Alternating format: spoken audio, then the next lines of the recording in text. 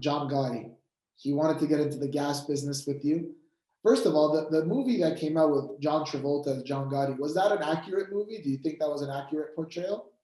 Um, to some degree, it was accurate because John Gotti Jr. really had a big hand in writing the script, not personally writing, but consulting to it. So I think there was a lot of truth. There was things that were left out, quite a bit. But pretty much it followed, the true story as that facet of his life. Yeah, I think it was pretty accurate. I Oh, don't think it was a great movie. I want to be clear on that. I think they could have done a much better job. I think Travolta was miscast. A lot of people were miscast, but it didn't compare, in my view, to the HBO movie with Armand 2 years earlier. But that was just it was a different story than the one that was told later on. right. So there's a story that I've heard from you where John wanted to get into the gas business with you. What was that the only time you had a dealing with him, or? No, I had a few dealings with John. One was over another swap meet or a flea market in Brooklyn that we had a dispute over. And in the gas business, what I tried to do is keep everybody out of it because the more people that got involved, the more chances you were of being discovered as to what you're doing. Because we tried to keep it very close knit so that the government wouldn't understand what we're doing. And when you get more people involved, things don't go well in that life. So, and Gotti was one of them. Everybody wanted a piece of that business, everybody.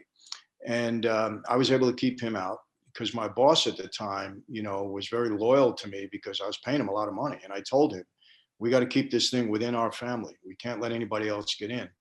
So we were able to do that. And, John wasn't happy, but I wasn't worried about his happiness at that point. I just wanted him out of the business.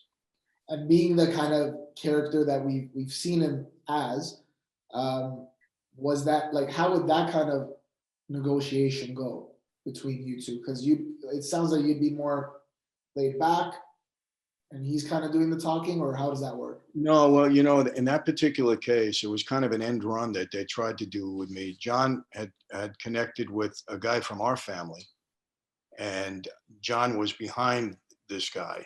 And he came at me to try to get involved in the business, being that he was within our own family. But I knew he was connected with John. I knew they had made a deal. So I was able to keep him out and in turn kept John out because it would have been very hard for John to claim anything in that business, because really what they needed to buy from me and I didn't want to sell to them. And that's what it was. So that was a complicated thing, but it was easy to keep him out. And I think he had a little resentment with me because of that. But like I said, you don't worry about those things. Right. So his underboss, Sammy the Bull. Yeah.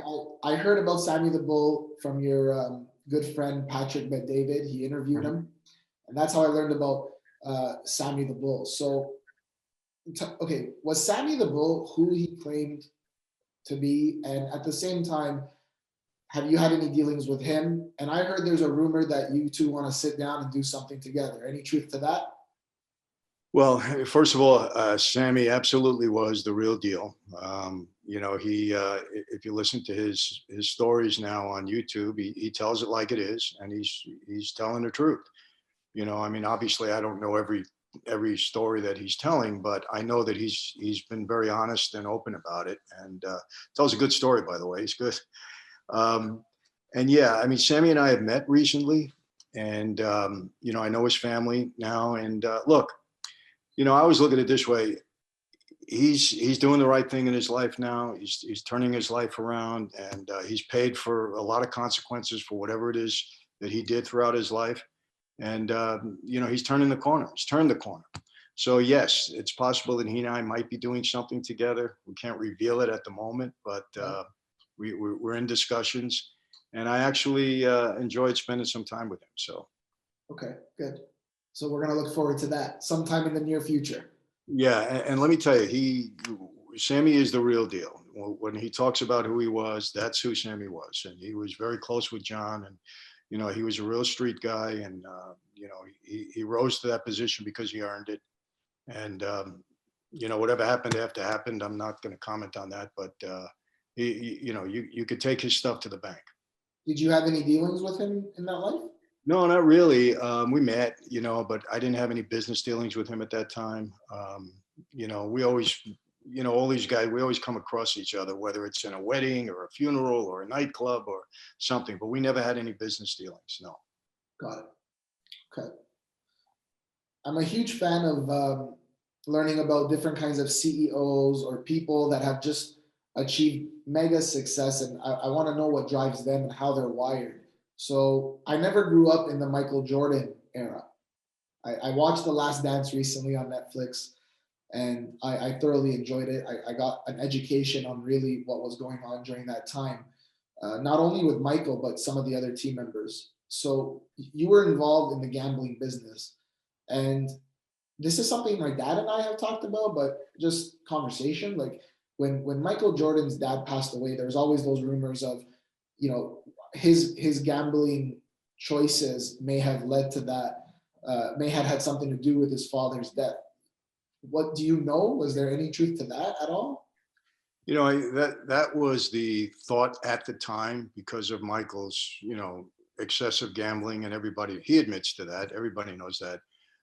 But I think that's been debunked. I think the truth came out, and it really had nothing to do with Michael's gambling at all. And I was working with the NBA during that time, so that I don't want to call it a rumor. That thought was being circulated at the time, Right. with no real evidence to support it. And I think it's been debunked since. And interestingly enough, with Michael, I watched The Last Dance also, and people have asked me, "Oh, does Michael have a gambling problem?" Well, you have a gambling problem when you lose money and you can't pay your debt. That's a gambling problem. If you like to gamble like a sport and you can take care of your debts and it doesn't affect your lifestyle in a dramatic way, well, then maybe it's not a problem. But, Michael, he nailed it. He said, "I don't have a gambling problem. I have a competition problem." And gambling just raises the competition level. And I think that's what drives Michael. So that made a lot of sense when he said that. And I didn't think of it that way. I mean, I knew, athletes, they love to gamble because it is an extension of their competitiveness, no doubt. But, many of them get in trouble because they take it to excess and then they can't support the habit. That's not Michael's case. So, and his explanation for that, I think, was very valid. Yeah. I was watching, the toin toss Mhm. things he was doing with his security. Yes.